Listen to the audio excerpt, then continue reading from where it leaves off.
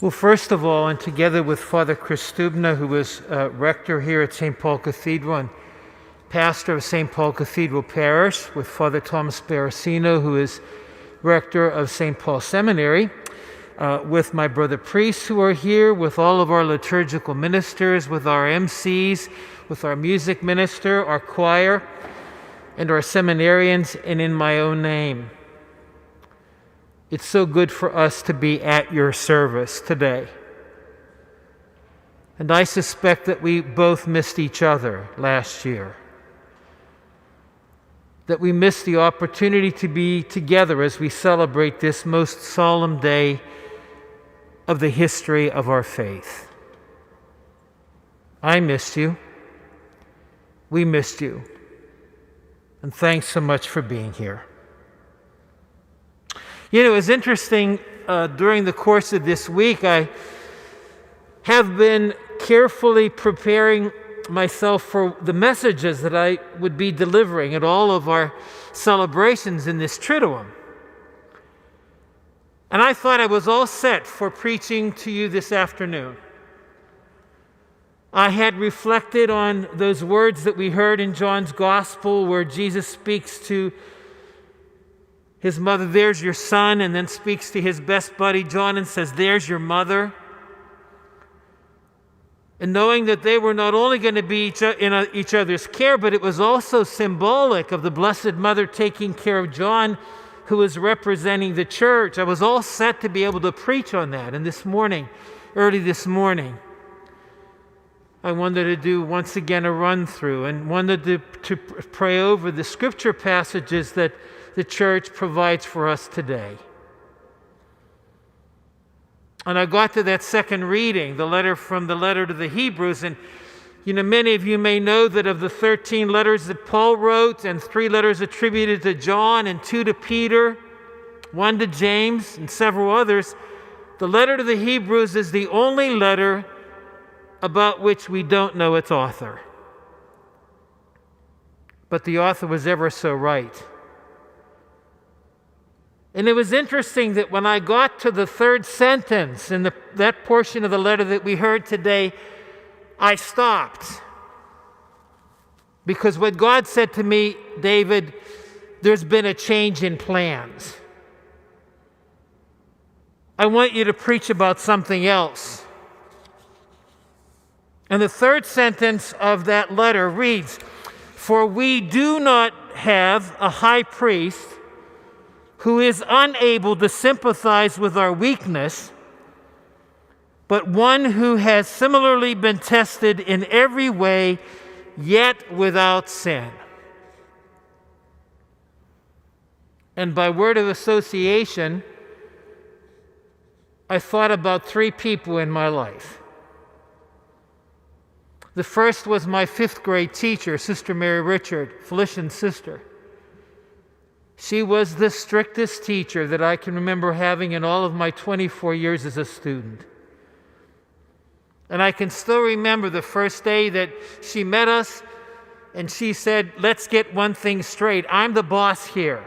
And I want to make sure that you 5th graders, will by the time you finish 5th grade, will be able to recite all of the prepositions better than you can pray the Hail Mary. And while I won't bore you with it now, I can, in fact, remember them and with a great deal of speed." But it was also true that Sister Mary Richard was a grammarian. And one of the other lessons that she taught us was that the principle of a double negative. That when you have 2 negatives, it equals a positive. And I could only imagine if Sister Mary Richard was sitting by the author of the letter to the Hebrews, I'm afraid about what grade she would have given. And she would have corrected that 3rd sentence and say, it should read this: "We do have a high priest who is able to sympathize with our weakness." And so doesn't that become the focus of our attention in this commemoration today? Everything that we have heard in the solemn proclamation of the Passion of Jesus by his best buddy John says it all. And that passion takes us back to where we were on December the 25th. It takes us back to the cradle of Bethlehem so that we could come to the cross of Calvary. What we learn about that whole span of the three public years of Jesus' life and of his coming to the earth in the first place is God's passion to become human, to show us as humans how to be human. All throughout his public ministry, and especially in his passion, and in those 3 hours in which his arms were stretched on the tree of life on the cross, Jesus proved that. Throughout his life, he took on all of those challenges for all of us of being human. All of those unpleasant challenges. As one college professor has stated it, he took on our pain, our rejections, our suffering, our loneliness, our misunderstandings, our injustice, our isolation, our infirmity, and our temptations. Everything about us that is a struggle, Jesus took it on except for sin. And what we commemorate today, and I dare say what we celebrate here today, is that when all is well, we experience the presence of God, don't we? But especially when you and I feel the struggle of what it means to be human, what it means for us to reflect on those things about our past or maybe present that make us ashamed. When we think about those things in our lives when we feel guilt, when we call into question our self-worth.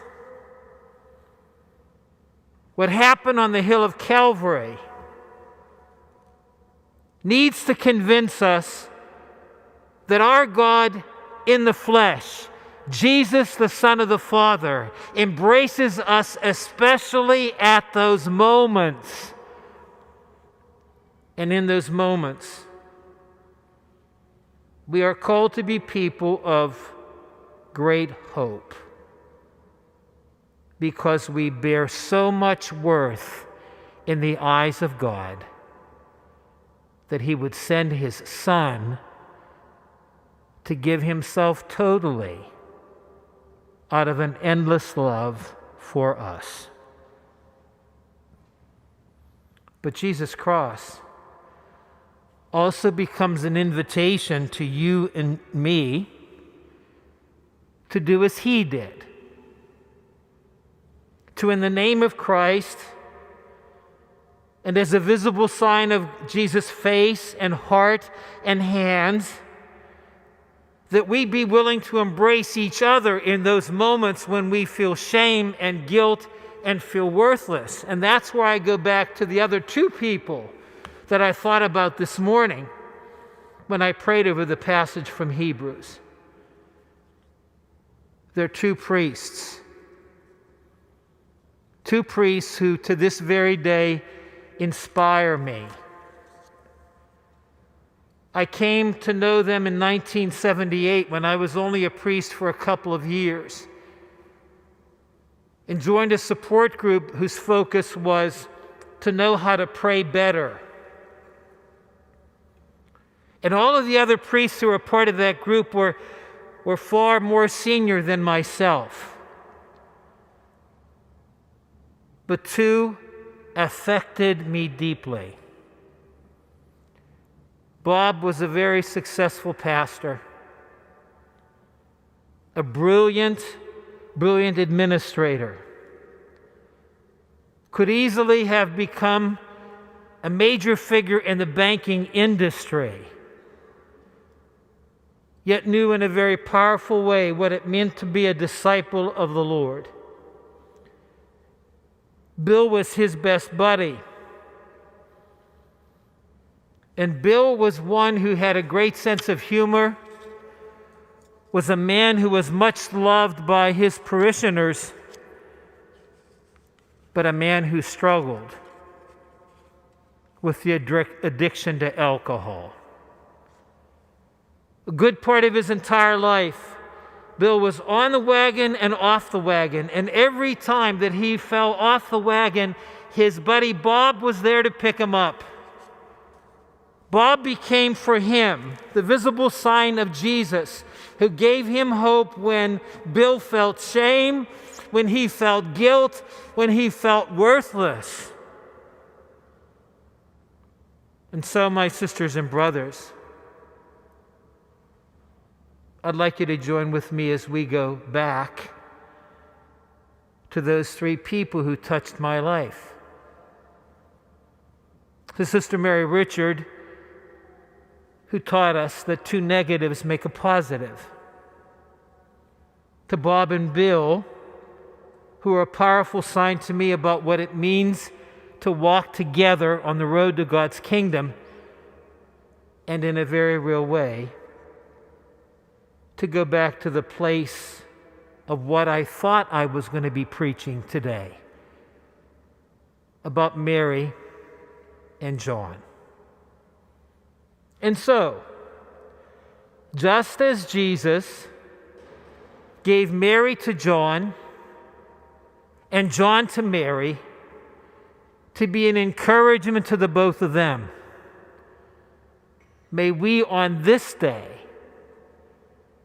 as we commemorate the most profound act of love, be there for each other, to be the face of Christ's mercy and the heart of his love, one to another, as we join our hands and hearts on the journey to fulfill the whole purpose of Jesus' life, to become citizens in God's kingdom in heaven.